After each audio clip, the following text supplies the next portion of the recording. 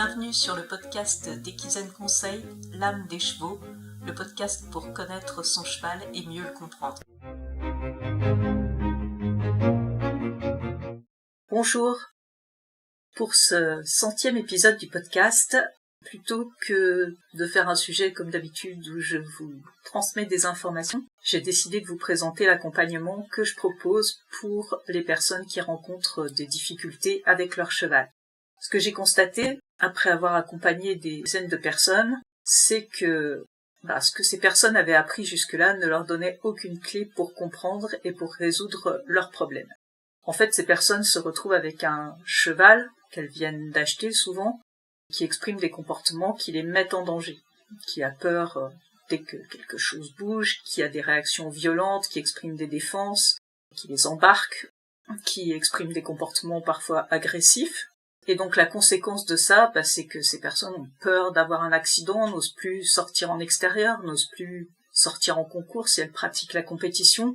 Elles perdent confiance en elles perdent évidemment confiance dans leur cheval, elles sont stressées, frustrées et mettent leurs objectifs de côté. Donc, pour résoudre ces difficultés, ce que je constate également, c'est que ces personnes ont essayé souvent différentes choses. Elles ont pris des cours d'équitation éthologique, par exemple, ce qui n'est pas du tout négatif, mais qui suffit rarement à résoudre le problème. Elles ont parfois confié leur cheval à un professionnel pour qu'il le rééduque à leur place, ou elles ont utilisé des compléments alimentaires, des huiles essentielles destinées à apaiser le cheval. Elles ont essayé de reproduire des conseils qu'elles ont vus sur des vidéos YouTube, ou sur les réseaux sociaux en général. Où elles sont tombées dans un engrenage d'utilisation de moyens coercitifs pour empêcher leur cheval d'exprimer ses comportements, donc punition, un mort plus dur, des enraînements, etc. Et ce qui se passe, c'est que les résultats sont décevants ou très faibles, et malgré ça, ces personnes ne se sentent toujours pas en sécurité avec leur cheval. Donc souvent, elles se découragent, et elles ne savent vraiment plus vers qui se tourner pour apporter une solution. Et c'est vrai que malheureusement, le comportementaliste est rarement la première personne vers laquelle on se tourne pour résoudre ce type de problème, alors que c'est son métier. Alors pourquoi ces pratiques ne fonctionnent pas, tout ce que je viens de vous énumérer ? Bien parce que ces pratiques, elles s'attaquent uniquement aux symptômes, ou alors elles consistent uniquement à masquer le problème. En fait, un comportement indésirable, il faut bien comprendre qu'il est toujours, et sans exception, lié à une situation de mal-être physique, mentale, émotionnelle, passée ou présente chez le cheval. Ça peut être de la douleur, ou ça peut être une situation de stress chronique. Donc si on veut apporter une solution durable, il va falloir traiter la cause du problème, ce qui provoque ces comportements indésirables chez le cheval. Et ce sera bien plus efficace que d'essayer simplement d'éliminer les symptômes, c'est-à-dire d'éliminer le comportement que le cheval exprime. Alors évidemment, pour ça, il va falloir trouver cette cause. C'est indispensable pour résoudre le problème. Et tant que cette cause sera présente, que ce soit de la douleur ou du stress ou les deux, le cheval n'a absolument aucune raison de son côté de changer de comportement. Si on agit sur les causes du comportement du cheval, on va pouvoir apporter une solution durable en rétablissant le bien-être physique, mental, émotionnel de son cheval, et on va pouvoir retrouver une relation apaisée avec lui, retrouver la possibilité de pratiquer en sécurité et retrouver les performances pour les personnes qui pratiquent la compétition. Pourquoi les fausses solutions ne fonctionnent pas ? On a dit elles s'attaquent aux symptômes. Si vous apprenez à rééduquer votre cheval ou que vous le faites rééduquer par quelqu'un d'autre, sans avoir éliminé ce qui provoque son comportement, c'est comme si vous preniez un antidouleur alors que vous avez une fracture. En fait, vous vous attaquez aux symptômes, le comportement que le cheval exprime, essayant de le remplacer par un autre, mais si le cheval a mal quelque part ou si le cheval est en état de stress, ça ne changera rien. Il sera toujours en état de stress, il aura toujours mal. Donc il n'y a aucune raison pour qu'il arrête d'exprimer ce comportement malgré tous les efforts que vous pourrez déployer. Deuxième fausse solution, utiliser des produits pour calmer son cheval. On trouve sur le marché des tas de produits pour aider le cheval à être plus zen, Alors, ça peut être utile, évidemment, ça peut aider dans le processus de traitement du problème, mais ça ne fera que masquer temporairement le problème. Utiliser un produit pour calmer le cheval, ça ne traite pas la cause, à aucun moment. Donc même si ça peut avoir un intérêt à certains moments de la vie du cheval pour l'aider, si on n'utilise que ça, ça ne suffira pas à régler le problème. On peut aussi essayer de reproduire des conseils qu'on voit sur les réseaux sociaux, comme je le disais, mais ça pose plusieurs problèmes. Même si les conseils qui sont donnés sont tout à fait pertinents, ce qui n'est pas toujours le cas, mais même si c'est le cas, en fait, il faut bien comprendre que résoudre un problème de comportement, c'est un processus long qui va passer par un grand nombre d'étapes. Donc ce que vous voyez, c'est juste une petite étape de ce processus. Si vous ne savez pas ce qui a été fait avant, ni ce qui va être fait après, essayez de reproduire ce conseil-là, ça ne suffira pas de toute évidence. Par ailleurs, vous pouvez avoir pour un même comportement des causes totalement différentes. Un cheval, il peut être agressif, par exemple, parce qu'il a peur de l'humain, parce qu'il a mal quelque part, et vous comprenez bien que la solution ne sera pas la même dans ces deux cas. Donc c'est pas parce qu'un cheval mord que les conseils que vous allez voir sur une vidéo sur les réseaux sociaux seront la solution qui correspond à votre cheval. Et enfin, pour faire ce que vous voyez sur la vidéo, ce que la personne fait, il faut avoir des compétences et des connaissances, être capable de lire le cheval, d'adapter en permanence ce qu'on est en train de faire en fonction des réactions du cheval. Et ça, si vous ne savez pas le faire, vous n'arriverez pas à reproduire ce que fait la personne. Donc, au mieux, ça ne servira à rien. Au pire, vous allez aggraver la situation. Et dernière fausse solution dont j'ai parlé, utiliser des moyens coercitifs. La punition, des morts plus dures, des enrênements, etc., etc. Eh bien, ces moyens coercitifs, il y a de fortes chances qu'ils contribuent à aggraver le mal-être de votre cheval, et donc à aggraver le problème. Le cheval va exprimer de plus en plus de comportements indésirables. Il y a également une autre possibilité, c'est que, à force de ne pas trouver de solution à son problème, un cheval qui a mal ou qui est stressé, et qui, quoi qu'il fasse, ça ne lui apporte aucune amélioration, aucune solution, bien il va finir par arrêter de lutter, et il n'exprimera plus rien. Ça ne veut pas dire que le cheval n'a plus mal ou qu'il est plus stressé, ça veut juste dire que le cheval n'exprime plus rien vis-à-vis de l'humain, et donc il continuera à avoir mal, il continuera à être stressé malgré tout. Évidemment, pour l'humain, c'est confortable parce que le cheval n'exprime plus de comportement indésirable, mais est-ce que c'est éthique ? C'est une autre question. Alors on va voir en détail comment j'accompagne les personnes à apporter une solution durable aux problèmes de comportement. Ce que je propose à ces personnes, c'est un processus en 4 étapes. La première étape, qui est absolument incontournable, c'est de comprendre d'où vient le mal-être du cheval.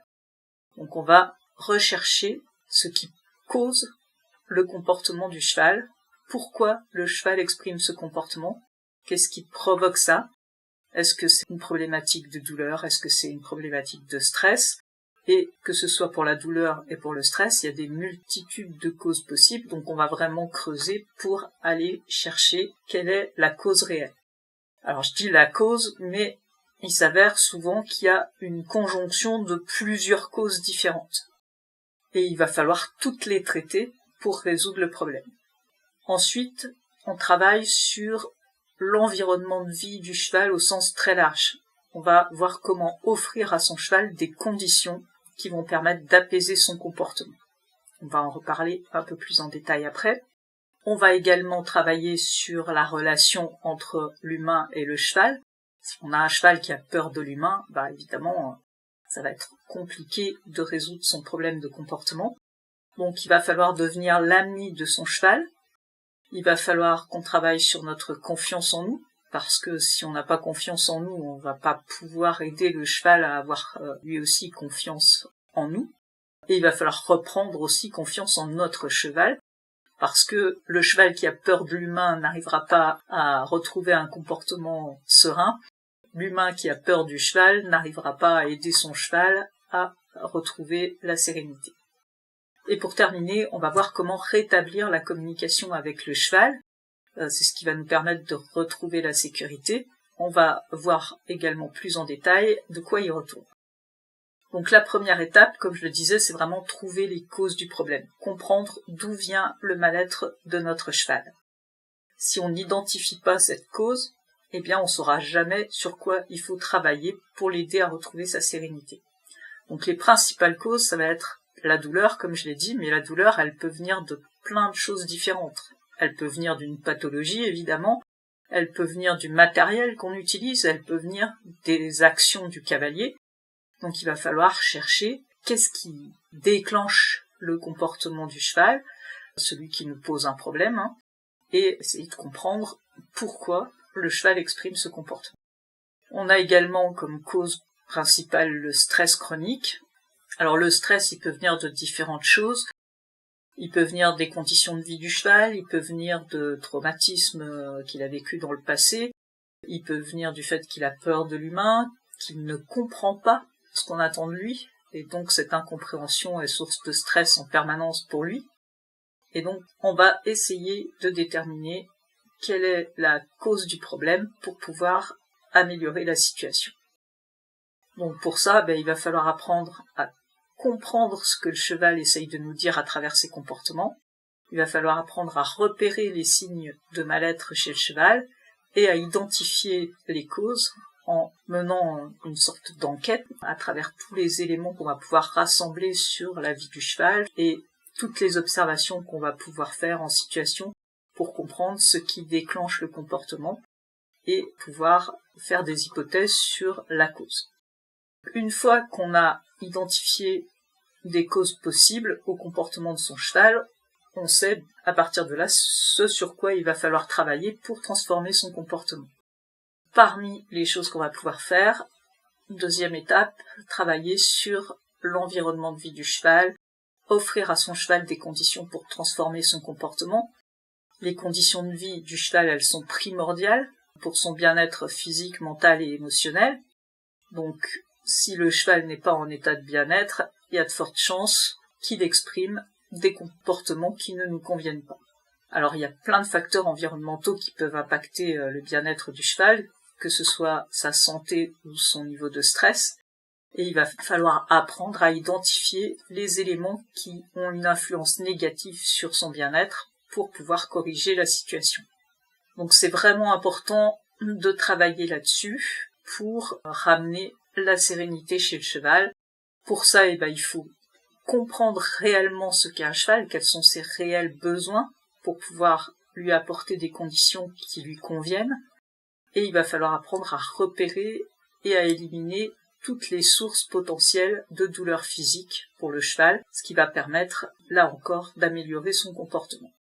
Une fois qu'on a fait ça, il va falloir travailler également sur la relation du cheval avec l'humain. Donc il faut déjà que l'humain retrouve sa confiance en lui. Le cheval, il est capable de percevoir nos émotions.